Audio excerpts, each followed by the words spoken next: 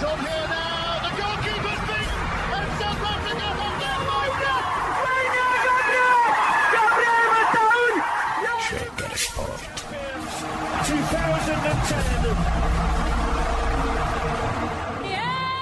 ተመልሰናል አድማጮቻችን። ትናንትና ምሽት የአውሮፓ ሻምፒየንስ ሊግ ጨዋታን ተመልክተናል። በጣም በአይነቱ አዝናኝ የሆነ ጨዋታ እንደተመለከትን ሁላችንም የተስማማንበት ነው። ዛሬስ የሚለው ላይ ነው ደግሞ ቀጥለን የምንነጋገረው። ዛሬ በአውሮፓ ሻምፒየንስ ሊግ የግማሽ ፍጻሜ የመጀመሪያ ጨዋታ አትሌቲኮ ማድሪድ እና አርሰናል የሚገናኙበት ጨዋታ 4 ሰዓት ላይ ይደረጋል። ከጨዋታው ጋር በተያያዘ አብዛኞቹ ሰዎች ትናንትና ምሽት ከተመለከትነው ጨዋታ ጋር አያይዘው አስተያየት እየሰጡበት እንደሚገኝ ነው ማንሳት የሚቻለው። ምክንያቱም ትላንት የተመለከትነው በአይነቱ ለየት ያለ የተባለ አዝናኝ በአውሮፓ ሻምፒየንስ ሊግም እንዲህ አይነት ጨዋታ ተመልክተን አናውቅም ብለው ብዙ ሰዎች አስተያየት የሰጡለት ጨዋታ ነው የነበረው እና ይህንን ጨዋታ በዛሬው በሻምፒየንስ ሊግ ላይ በድጋሚ እንመለከተዋለን ወይ የሚለው ደግሞ እያነጋገረ ነው የሚገኘው። ብዙዎቹ ይህንን አይነት እንቅስቃሴ ለመመልከት እንቸገራለን የሚል አስተያየት አላቸው። ያለምን እንደሆነ ሁላችንም ይገባናል፣ እንረዳዋለን። ግን ተጽዕኖውን በተመለከተ ደግሞ ትንሽ ውይይት እናደርጋለን። ተመልሰናል። አቤ በተለይ ቅድም ካነሳነው ነገር ብንነሳ ራሱ ደስ ይለኛል። ስለዛ ስለሆነ የተለያዩ ሀሳቦችን እያነሳው የቆየሁት ትናንትና የተደረገው የፓሪስ ሰን ጀርማንና የባየር ሚኒክ ጨዋታ ዛሬ በሚደረገው የአትሌቲኮ ማድሪድ እና የአርሰናል ጨዋታ ላይ ተጽዕኖ ይኖረዋል ወይ? ካለውስ እንዴት ነው የሚገለጸው? ይህንን አንስተን መጀመር እንችላለን። እኔ ኦልሬዲ መታየት የጀመረ ይመስለኛል ተጽዕኖ። ይህንን ተጽዕኖ አርቴታ፣ ይህንን ተጽዕኖ ዲየጎ ሲሞኒ እንዴት ያዩታል፣ እንዴት ይረዱታል ካላልን በስተቀረ ፓሪስ ሰን ጀርማን እና ባየር ሚዩኒክን ትላንት ላሳዩ ጨዋታ የዘንድሮን የውድድር ዓመት እዚህ ከመድረሳቸው በፊት ለነበራቸው የቡድን ጥንካሬ ማሞካሻ ቃላትን ወይም የአድናቆት ቃላትን ሲያነሱ እግረ መንገዳቸውን ዲየጎ ሲሞኒን እግረ መንገዳቸውን አርቴታንና አርሰናልን ጠቀስ ነካ እያደረጉ ነው ብዙዎች አርቲክላቸውን እየጻፉ የሚገኙት። ሳምሪ ይሄ ተጽዕኖ ማለት ነው። እኔ እንግዲህ ይሄ ምን ማለት ነው? ለምሳሌ ቅድም ያልነው ክለረንስ ሲዶርፍ በአንድ ወቅት የመከላከል ጥበብ በጣም ትልቅ ቦታ ይሰጠው ነበረ ብሎ ሲጠቅስ እና አስተያየቱን ሲሰጥ አይ መከላከልን የምትወድ ከሆነ ዛሬ አምሽና የአርሰናልን እና አትሌቲኮ ማድሪድን ጨዋታ እግር ኳስ ማለት ግን ብለው ያንን ወደ ማድነቅ ሲሄዱ ይሄኛው የአትሌቲኮ ማድሪድ እና የአርሰናል ነገር የማይደነቅ እንደሆነ እየተናገሩ ነው። ለፓሪስ ሰን ጀርማን እና ለባየር ሚዩኒክ መደነቅ ምክንያት የሆነው የትናንትናው ምሽት ጨዋታ ለዲየጎ ሲሞኒና ለአርቴታ ለአርሰናልና ለአትሌቲኮ ማድሪድ ደግሞ መወቀሻ የሆነ የመጣ ይመስላል። የብዙዎቹን ትልልቅ እግር ኳስ ጸሐፊዎችን አርቲክል ብትመለከቹ ማለት ነው። በዚህ ሀሳብ ተስማማለህ ወይ ብባል እኔ አልስማማም። እንደዚህም አይነት አስተያየት ተገቢም ነው ትክክልም ነው ብዬ አላምንም። የትኛውን ስታይል ትመርጣለህ ብትኝ የምመርጠው የፓሪስ ሰን ጀርማንና የባየር ሚዩኒክን ሊሆን ይችላል። ነገር ግን እኔ የፓሪስ ሰን ጀርማንና የባየር ሚዩኒክን እመርጣለሁ ማለት የአርሰናል መንገድና የአትሌቲኮ ማድሪድ መንገድ የተሳሳተ ነው ማለት ግን አይደለም። ሌላ ልክ የሆነ ነገር ነው። እዛ ውስጥ የትላንትናውን አይነት ተዝናኖት ባይኖረኝም ወይም ሊጎለኝ የሚችልም እንኳን ቢሆን እዛ ውስጥ የሚደነቅ ነገር ግን አለ።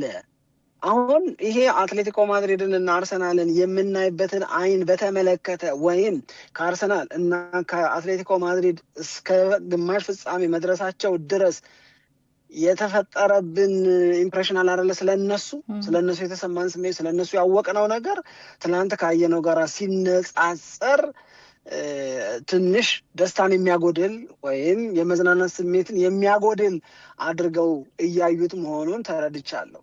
ግን እንዲህ ስለሆነ የማዝናናት ግዴታ አለበት ወይ አርቴታ?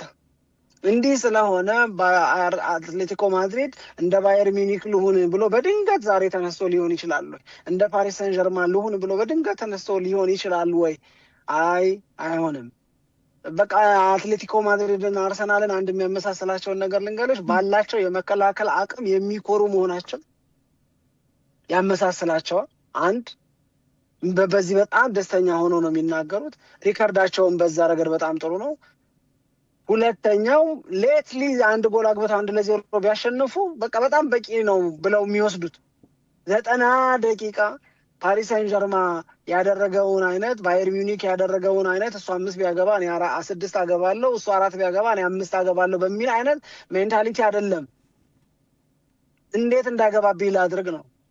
እንዴት ውጤታማ የመከላከልን ስራ ልስራና ከዚህ ከአትሌቲኮ ማድሪድ ሜዳ ነጥብ ውጤት ይዤ ልውጣ፣ በኤምሬትስ ስቴዲየም የተሻለ ነገር እንዲኖረኝ እንዴት ላድርግ የሚል ነገር ነው ያስለመዱን በዘንድሮ የውድድር ዓመት። ይሄንን የለመድነውን ነገር በብቃት ከሰጡ ለእኔ በጣም ጥሩና በቂ ነው ብዬ ነው የምወስደው። ስለዚህ የፒኤስጂ መንገድ የባየር ሚዩኒክ መንገድ አንድ በእግር ኳስ ልክ የሆነ የተፈቀደ መንገድ ነው። ብዙዎቻችን በጣም ስላዝናና ልንመርጠው እንችላለን። የአትሌቲኮ ማድሪድ መንገድ ግን ሌላው የተፈቀደና ልክ የሆነ መንገድ ነው። እዛ ውስጥ በመከላከል ኳሊቲ በታክቲካል ጂኒሲቲ ምናምን እንደገና መደነቅ ሊኖረን ይችላል እንጂ ኦል ኦፍ ኤ ሰደን እንደ ትናንትናው እንዲሆኑ መጠበቅ የምንችልም መጠበቅ የሚገባንም አይመስለኝም። እንደኔ አዎ ልክ ነው የምናውቀው ነው የሁለቱን አጨዋወት አርሰናልም አትሌቲኮ ማድሪድም ምን አይነት አጨዋወት ይከተላሉ የሚለውን ስለምናውቀው ዛሬ ጨዋታ ላይ ሊሆን ይችላል የሚለውን ከቀደመው እውቀት ተነስተን እንገምታለን። ይሄ አንድ ነገር ነው። ግን አንድ እኔ ደግሞ የሚታየኝ በተለይ የአትሌቲኮ ማድሪድ ላይ ይሄ አጥቅቶ የመጫወት ነገር የመከላከሉ ጥንካሬው እንዳለ ሆኖ አጥቅቶ የመጫወቱ ነገር አሁን እየተስተካከለ የመጣ ይመስለኛል። ያንን በጨዋታው ላይ የአትሌቲኮ ማድሪድ አትሌቲኮ በጣም ተሻሽሏል። በዛረገ ከ9 ጨዋታ 35 ጎል አግብቷል። በቀደም ስናነሳው ነበር። ልክ ነው።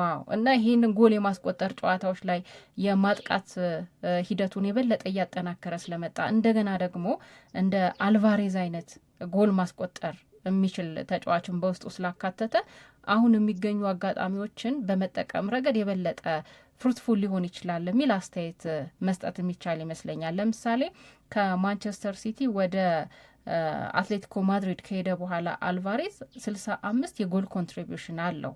ይሄ እንግዲህ ኦገስት 2024 ላይ ነው ወደ አትሌቲኮ ማድሪድ የሄደው። 48 ጎል አስቆጥሯል። 17 ደግሞ ለጎል የሚሆን ኳስ አመቻችቶ ሰጥቷል። በ104 ጨዋታ ነው ይሄ ሆነው እና ምን ያክል የጎል ማግባት አቅሙ ከፍ ያለ ያደገ እንደሆነና በጨዋታዎች ላይ የዚህ ተጫዋች አስተዋጽኦ ደግሞ ከፍ ያለ እንደሆነ ያየንበት አጋጣሚ አለ። በሌላ መንገድ ደግሞ ካየው አርሰናል ጎል የማስቆጠር እድሉ ከጊዜ ወደ ጊዜ የበለጠ እየሳሳ የሚፈጠሩ አጋጣሚዎችን በመጠቀም ረገድ ደግሞ የበለጠ ደጋፊዎቹን እያስጨነቀ እንደሆነ ተመልክተናል እና የመከላከል ጥንካሬያቸው በሁለቱም በኩል እንዳለ ሆኖ ወደ ማጥቃቱ ደግሞ ከመጣን የትኛው ክለብ የተሻለ አድቫንቴጅ አለው ብለን ነው እንድናስብ የሚያስገድደን ያለፈው ነገር። አሪፍ ነገር ነው ያነሳሽው ሳምሪ። አንደኛው የአትሌቲኮ ማድሪድ ጎል ከማስቆጠር አቅም ጋር ተያይዞ የሚታይ እና ዋጋና ክብር የተሰጠው እየተሻሻለ የመጣ አቅም አለ። ቅድም እንዳልነው ባለፉት 9 ጨዋታዎች 35 ጎል ካገባ በአንድ ጨዋታ 3.8 ጎል ተጋጣሚዎቹ ላይ ያገባ ነው ማለት ነው። ይሄ ትላንት ከጨዋታው በፊት ባየር ሚዩኒክን እና ፓሪስ ሳን ጀርማን ለማድነቅ የተጠቀምንበትን ቁጥር የሚጠጋጋ ሆኖ ነው የምናገኘው። ልዩነቱ እነሱ በሙሉ ያለፉት 9 ወራት ላይ ኮንሲስተንትሊ ወይም በወጥነት በዛው ብቃት በዛው ጉብዝና ላይ መቆየታቸው ነው። አትሌቲኮ ማድሪድ ደግሞ በቅርብ ከ9 ጨዋታ ወዲህ የነበረው ጉብዝናው ነው። እንደዛ ካልሆነ በስተቀረ ሪሰንትሊ ግን አትሌቲኮ ማድሪድ በነ ግሪዝማንም በነ ሁሊያን አልቫሬዝም ጎሎችን እያስቆጠረ ነው ያለው። የአርሰናል አሰልጣኝ አርቴታ ከጨዋታው በፊት ዛሬ አረጋግጦ የተናገረው የካይ ሃቨርትዝ ከጨዋታው ውጪ መሆን፣ በሌላ በኩል ግን የነ ኢዜ ደግሞ ለጨዋታው ዝግጁ መሆናቸውን የነገረበት ነገር ላይ እኔ አርሰናል የበለጠ ምቾት ተሰምቶታል ልምለው ከካይ ሃቨርትዝ ጋር ስለሆነ ይህንን ምቾት ዛሬ ይጎድል ሊሆን ወይ?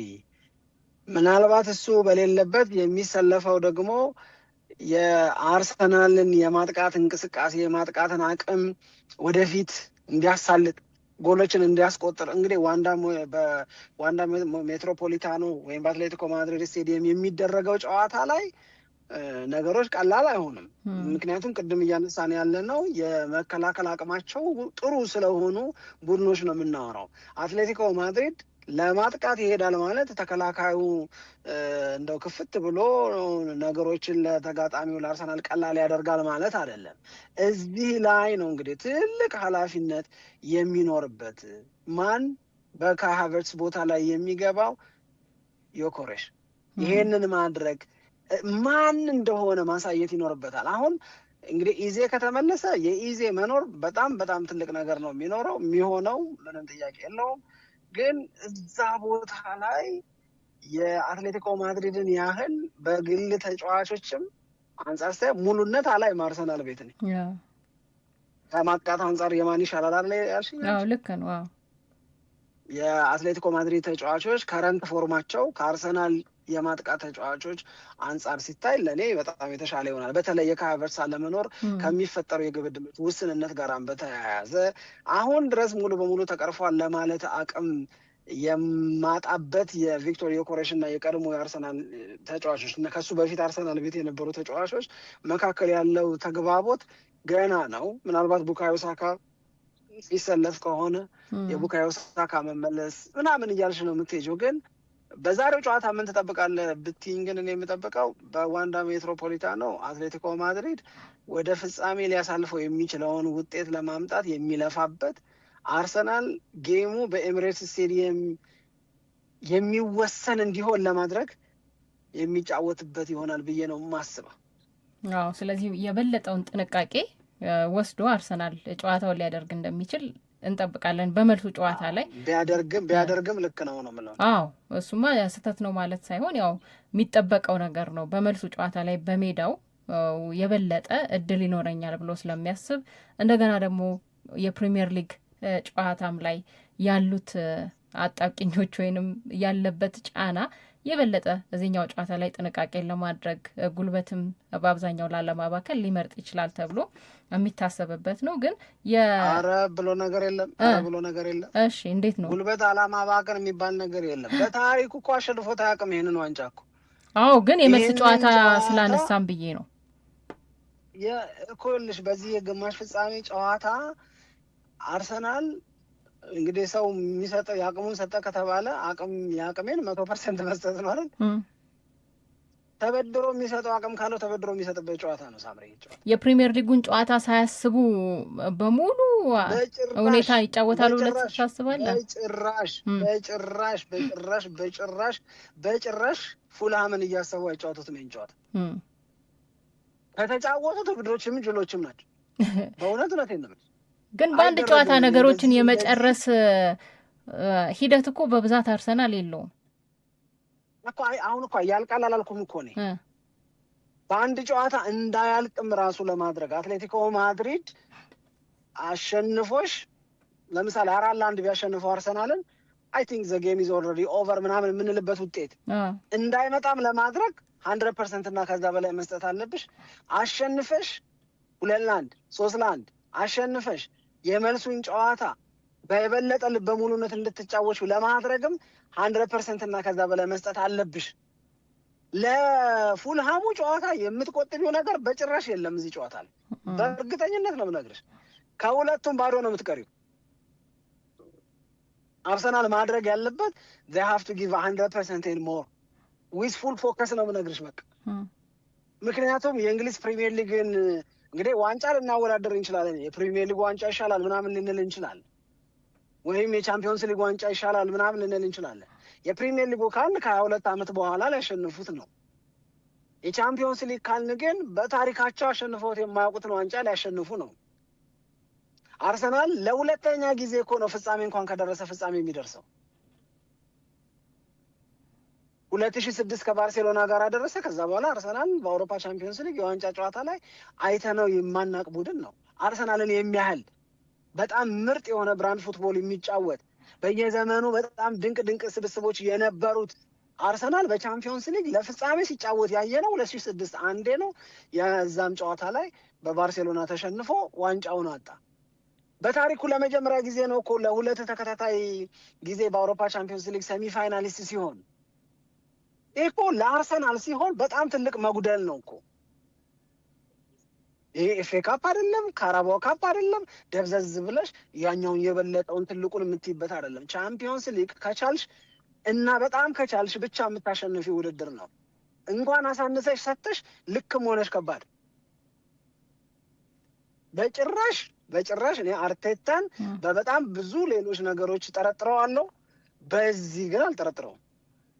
ለምሳሌ በምን ትጠረጥረዋለህ ብትይኝ፣ አንድ ከጨዋታ በፊት በሰጠው ኮሜንት ይሄ ሰውዬ ለሰበብ እየተዘጋጀ ይመስላል የሚል ስሜት እኔ አቶ አበበ ግደይ የሚባለውን ሰውዬ እንደዛ አይነት ስሜት የፈጠረብኝን ነገር ልነግርሽ ይችላል።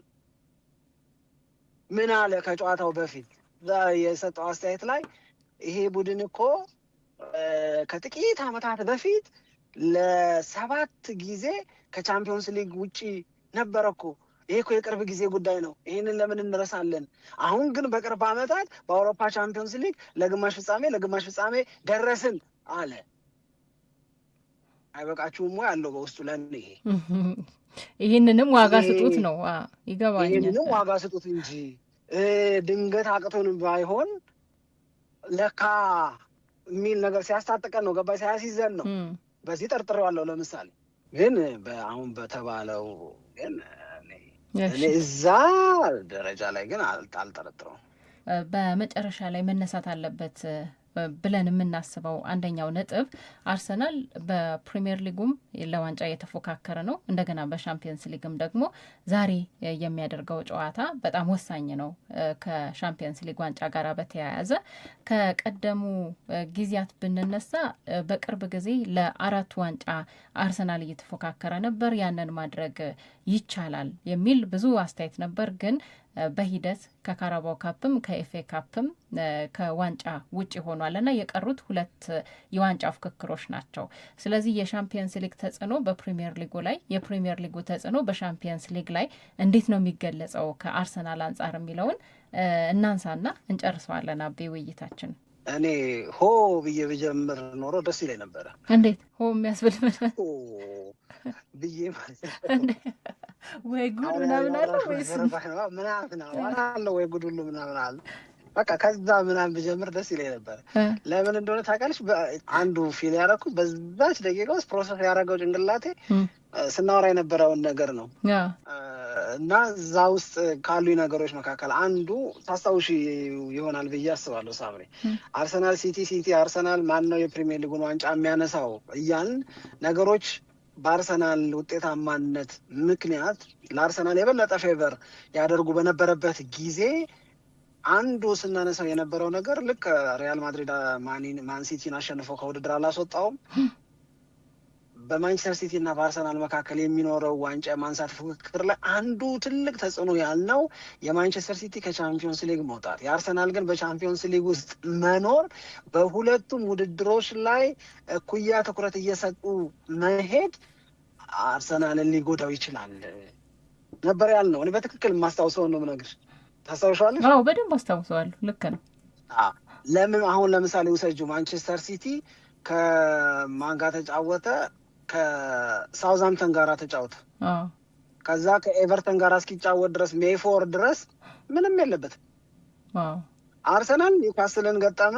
ዛሬ አሁን የምንነጋገርበትን አይነት በጣም ብዙ ነገር የሚፈልግ ጨዋታ ያደርጋል። ከዛ አሁንም ከማንቸስተር ሲቲ ቀድሞ ከፉልሃም ጋር ይጫወታል። ከፉልሃም ጋር የሚጫወተው ጨዋታ ምን ያህል ከባድ እንደሆነ እያሰብ ነው። በቀደም ኤቨርተንን አሸንፎታል። ፉልሃም ማን ነው የሆነን ቡድን አሸንፏል። ብቻ እንዲህ ያለውን አይነት ጌሙ ሁለቱ ፉክክሮች የሚፈልጉትን ነገር ኢኳሊ እየሰጠ መቀጠል ይችላል ወይስ አይችልም? ይሄ ነው ጥያቄው። በቃ ሌላ ነገር አይደለም። ኢኳሊ መስጠት ግን ግዴታ ነው። እሱን ጥያቄ ውስጥ አትከችው። ለቻምፒዮንስ ሊግም 100% ሰጫለሽ፣ 100% ማትሰጪ ከሆነ ትቀጫለሽ። ለፕሪሚየር ሊግም በተመሳሳይ ቻምፒዮንስ ሊግ አለብኝ እያልሽ የውድድር ዓመቱ ሊያበቃ 4 እና 3 ጨዋታ እየቀረሽ አጉድለሽ መስጠት አትችይም። አጉድሎ መስጠት በቃ ብዙ ነገር ያበላሽብሻልና ማለት ነው። አርሰናል በዚህ ወቅት ስለ ቅድም ወዳልነው አይነት ሀሳብን ወደ መክፈል መሄድ የለበትም። አርሰናል በእኔ እምነት በዚህ ወቅት ተጽዕኖ ውስጥ ነው። ኦዲጋርድን እኮ ጠየቁት፣ ፊል ታደርጉታላችሁ ፕሬሸሩን አሉ። ኢንጆይ ታደርጉታላችሁ ፕሬሸሩን አሉ። ኦዲጋርድ የመለሰው እንዴት አናረገውም አለ። ባለፉት 9 ወራት የሰራነው ስራ ልክ የመሆን ማሳያ ነው። በፕሪሚየር ሊግ አንደኛ መሆናችን፣ በቻምፒዮንስ ሊግ ሴሚ ፋይናሊስት መሆናችን። ስለዚህ አንደኛ መሆናችን ውስጥ ጫና አለው። ከኋላ እየደረሰብን ያለው እየተጠጋን ያለው ማንቸስተር ሲቲ አለ። በቻምፒዮንስ ሊግ ሴሚ ፋይናሊስት ነን። ከባድ ጨዋታዎች ከፊት ለፊታችን አሉ። ስለዚህ እነዚህን ጨዋታዎች ይዘዋቸው የሚመጡትን ጫና ኢንጆይ ማድረግ ነው ያለብን አለ። እንደ ንግግሩ ከሆነ እዚህ በጣም ምርጡ ነገር ለአርሰናል የምመኝለትም አርሰናል ማድረግ አለበትም ብዬ የማስበው ይሄንን ነው። 9 ወር የለፉት በዚህ ወቅት የሚሰማቸውን አይነት ጫና እስኪሰማቸው ድረስ ውጤታማ ሆነው ለመታየት ነው። የአርሰናል አንዳንዱ ጫና ያው ጋብዞ ያመጣው ነው፣ ራሱ ሊፈጠር የሚገባው አልነበረም። ይሄኔ በፕሪሚየር ሊጉ ሞር ኮንፊደንት ሆኖ ዋንጫውን እንደሚያሸንፍ፣ ቻምፒዮንስ ሊግ ላይ የበለጠ ትኩረት እንደሚያደርግ፣ የባየር ሚኒክ አይነት እድል እኮ ይገባው የነበረ እኮ ነው አርሰናል። በእናትሽ ባየር ሚኒክ ልክ ዋንጫ ማንሳቱን እንዳረጋገጠው አርሰናልም ማቴማቲካሊም ባይሆን በጣም ሰፊ እድል ኖሮት በ9 ነጥብ በ12 ነጥብ ብልጫ ሆኖ አትሌቲኮ ማድሪድን መግጠምና ያኮ ደርሶብኛል እያልሽ የአትሌቲኮ ማድሪድን መግጠም መቼም እኩል ሊሆን አይችልም። ይሄ ጫና አለ። ይህንን ጫና ኦሪጋርድ እንደሚያወራው አርቴታ እንደሚናገረው እንወጣዋለን፣ እንደ ኦፖርቹኒቲ ነው የምንወስደው እንዳሉት የሚሆን ከሆነ ዛሬ ማታ ጀምሮ እናየዋለን። ግን በጣም አሪፍ የሚሆነው እሱ ሲሆን ነው። ሁለተኛው የአርሰናል የወቅቱ እውነት ደስ አይልም። ኒውካስልን 1-0 አሸንፏል። አሳምኖናል ወይ? ሳብሪ መርሳት እኮ የለብንም። ይሄ አሳምኖናል ወይ ብለን የምንጠይቀው የምንጠረጥረው አርሰናል አትሌቲኮ ማድሪድን ቢያልፍ የሚገጥመው ፒኤስጂን እኮ ነው። አትሌቲኮ ማድሪድን ቢያልፍ የሚገጥመው ባየር ሚኒክን እኮ ነው። እንዲህ ባለ የማሳመን ችግር ወይም ለማሳመን እየተቸገረ ከተወሰኑ ወራት በፊት የነበረውን ጉብዝና አንጠባጥቦ እየጣለ ለቻምፒዮንስ ሊግ ክብር ልንጠብቀው አንችልም። የሆነ ነገሩ መስተካከል መቻል አለበት። 100% መስጠት መቻል አለባቸው። እንኳን አጉድለሽ ልክ ሆነሽም ቻምፒዮንስ ሊግ ከባድ ነው። ቻምፒዮንስ ሊግን ያላሸነፉ በጣም ምርጥ ቡድኖች አሉ። ራሱ አርሰናል አንዱ ሊሆን ይችላል። በተለያዩ ዘመኖች የሚገራርሙ ቡድኖች ኖሮት ነበር ከቬንገር ጋር። ያ አርሰናል እንዴት ለቻምፒዮንስ ሊግ ፋይናል ሳይደርስ ቀረ? ከአንዴ በላይ እንዴት ቻምፒዮንስ ሊግን ሳያሸንፍ ቀረ የምንልበት ዘመን ነበር። አርሰናል ምርጥ ስለሆንሽ ብቻ ታሸንፊውም ቻምፒዮንስ ሊግን። የዕለት ዕለትም ልክ መሆን መቻል አለብሽ። አርሰናል ሰሞናዊ ነገሩ እውነቱ ደስ አይልም ያልኩበት አንደኛው ምክንያት ኒውካስልን አሸነፈ። የኒውካስል ድል ማለት ከ7 ጨዋታ የተገኘ 2ኛ ድል ነው። ስለ ባየር ሚኒክ ያወራሁትን ስለ ፒኤስጂ ያወራሁትን የተሰማኝን ነገር አንስቼ የአርሰናልን ይችን የ7 ጨዋታ እውነት ራሱ የአትሌቲኮ ማድሪድን ያለፉትን 9 ጨዋታ እውነት ላነጻጽረው ብል አርሰናል እፈራለሁ፣ ለአርሰናል እሰጋለሁ። አርሰናል ወደ ቀድሞ ከወራት በፊት ወደ ነበረው ልክነት በቻለው ፍጥነት እና በቶሎ መመለስ አለበት። አለበለዚያ ከባድ ነው። አለበለዚያ በጣም አስቸጋሪ ነው። ምናልባት ለአርሰናል ደጋፊዎች፣ ለአትሌቲኮ ማድሪድ ወዳጆች ጥሩ ስሜትን የሚፈጥር ከሆነ ክላረንስ ሲዶርፍ የተናገረውን ተናግሬ ማብቃት ይችላል። ክላረንስ ሲዶርፍ የትላንትናውን ጨዋታ ካየ በኋላ የሁለቱን ክለቦች ማለትም የፒኤስጂን እና የባየር ሚዩኒክን ግብ ጠባቂዎች ጠይቋቸው አለ። ደስተኛ ናችሁ? 5 ጎል ገብቶበት እንዴት ደስተኛ ይሆናል? 4 ጎል ገብቶበት እንዴት ደስተኛ ይሆናል? ጠይቋቸዋል። ደስተኛ ይሆናሉ ብዬ አላስብም። እዚሁ ቻምፒዮንስ ሊግ ላይ እንደ አርሰናል ያሉ በጣም በብዙ ጨዋታዎች ክሊንሺት የጠበቁ ጨዋታውን የጨረሱ ቡድኖች ያሉ መሆናቸውን አትርሱ። ይሄ ጉብዝና ልዩነት ይፈጥራል። እንዲህ ያለው ጠንካራ የመከላከል አቅም ጎል እንዳይቆጠርብሽ ማድረግ፣ በሜዳሽም ከሜዳሽ ውጭም ስትጫወቺ በዚህ አቅምሽ ላይ ተማምነሽ ወደ ሜዳ መግባት የመጨረሻውን ሳቅ እንዲስቁ ሊረዳቸው ይችላል አለ ለአርሰናል ሲመሰክ። የመከላከል አቅም በቻምፒዮንስ ሊግ አሸናፊነት እጅግ በጣም ወሳኝ ነው ይላል። የአውሮፓ ቻምፒዮንስ ሊግን ከተለያዩ ክለቦች ጋር በመሆን በማሸነፍ ብቸኛ ባለ ታሪክ የሆነ ነው ክላረንስ ሲዶርፍ ማለት። ቻምፒዮንስ ሊግን እንዴት ማሸነፍ እንደሚቻል ያውቃሉ ከሚባሉ ሰዎች መካከል ካርሎ አንቸሎቲ፣ ሴዶርፍ ብለሽ ነው የምትጀምሪው። ምክንያቱም በተለያዩ ቡድኖች የቻምፒዮንስ ሊግን አሸናፊነትን ክብር ያገኙ ናቸው። ስለዚህ ስለ ፒኤስጂ እና ስለ ባየር ሚኒክ ጉድለት ሲናገር ነው ስለ አርሰናል የሚመሰክረው። እኔ ግን እላለሁ ይሄ ጉብዝና ላይ ጎል ማስቆጠር መጨመር መቻል አለበት። በዛሬው ጨዋታ አርሰናል ከክፍት የጨዋታ እንቅስቃሴ፣ አትሌቲኮ ማድሪድ ከክፍት የጨዋታ እንቅስቃሴ የግብ ዕድል የትናንቱን ያህል ሲፈጥሩ እናያለን ብዬ የሞኝ ጥበቃ አልጠብቅም። አርሰናል የሚወቀስበት ነገር አንዱ ሙሉ የውድድር ዓመት ይሄ ስለሆነ ሁለቱም ቡድኖች ሴት ፒስ ላይ ዲፔንደንት ናቸው፣ የቆሙ ኳሶች ላይ ዲፔንደንት ናቸው። ይሄንን አውቃለሁ። መቼ ነው የምታውቀው? 9 ወር ሙሉ ስለሆነስ እንደ ትናንትናው አልጠብቅም። ግን በራሳቸው መንገድ ይበልጥ ልክ ሆነው አሸንፈው ለማለፍ ግን ብርቱ ትግል ያደርጋሉ። በእግር ኳስ ሌላኛውን ውበት፣ ሌላኛውን አነጋጋሪ ኳሊቲ ግን ዛሬ ምሽት የማየት እድላችን ሰፊ እንደሆነ ይሰማኛል። አይበቃም? ይበቃል በጣም። አርቴታም የተናገረው ነገር ይሄንን ነው። በዛሬ በምሽቱ ጨዋታ ላይ ስቴትመንት ማስተላለፍ እንፈልጋለን ብሎ ነው የተናገረው እና ይህንን ደግሞ አንድ ሲናገር ከገለጻቸው ነገሮች መካከል ይህንን ዋንጫ ምን ያክል እንደምንፈልገው ምን ያክል ደግሞ የእኛ እንዲሆን ትልቅ ጥረት እንደምናደርግ የምናሳይበት ጨዋታ ነው። እድሉ በከፊታችን ያለው ያንን እድል የመጠቀም ደግሞ ኃላፊነት በእኛ እጅ ላይ ወድቋል ብሎ ተናግሯል። እንዳልከው ነው። እንደ ትላንትና ምሽቱ ጨዋታ በጣም ክፍት የሆነ እንቅስቃሴ ብዙ ጎል ማናይበት ሊሆን ይችላል። ግን በአርሰናል በኩል አርቴታ እንደተናገረው በራሱ መንገድ ስቴትመንት የሚያስተላልፍበት ጨዋታ ይሆናል የሚለውን እንጠብቃለን። ይሄ የምንጠብቀው ነገር ነው። ምናልባት ምን ትገምታለህ የሚለውን በዛው ልጠይቅ። ካደረገው ያለው እውነቱን ነው። በጣም ትልቅ ኦፖርቹኒቲ ነው። አርሰናልን ተገደን እንደገና ወደ መጠራጠር እንደገና የሚያቅተው ቡድን እንደሆነ አድርገን ወደ ማሰብ የገባንን ሰዎች የዛሬው ጨዋታ ላይ ማንነታቸውን መልሰው በማሳየት ከዛ ስሜት እንድንወጣ ማድረግ ይችላሉ። ተጠራጣሪዎቹን መልሶ ኩም ማድረግ ይችላል። ይሄ ትልቅ ኦፖርቹኒቲ ነው። ትልቅ ስቴትመንት እንዳለው ለማሳየት የሚረዳ ነው። ግን አርቴታ እንዲህ ሲለን እና እኛም ስንሰማው ስንት ጊዜ ሆነ። ካደረገው አሪፍ ነው፣ ካላደረገው ግን ይሄ ተራ የቃል አቀባይ ወሬ ነው ብዬ ነው ወስዶ። ምን ትገምታለህ ጨዋታው ላይ?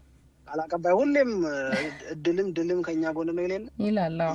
እያለቀም ነገሩ አይነሽ እያየም አሁን አሜሪካና ኢራን የሚባባሉትን ሰው የለ እንዴ? በደንብ እንጂ ስንተኛው ቀን ላይ ነው ጦርነቱ አለቀ ከተባለ ወዲያው ነው። ይሄን ያህል ጊዜም አንሰጥም ነበር። እስከንም እኮ አልፈጀም እኮ። ግን ቃል አቀባይ ስትሆኚ ነው እንደዚህ የሚኖረው። እሺ፣ እናመሰግናለን በጣም። የምጨምረው ነገር ከሌለ እንሰናበት። እኔ እንኳን ትገምታለህ ወይ ብዬ ነበር፣ ግን ሳየው ሁኔታን ለመገመት አትሌቲኮ ማድሪድ ያሸንፋል ብዬ ነው ገምተው። አረ አልኩ እንግዲህ ምን አረ ብለሽ ለምን አጽንኦት ተሳስታ? አይ በደንብ ነው ትኩረት እንዲሰጥ። አንቺስ?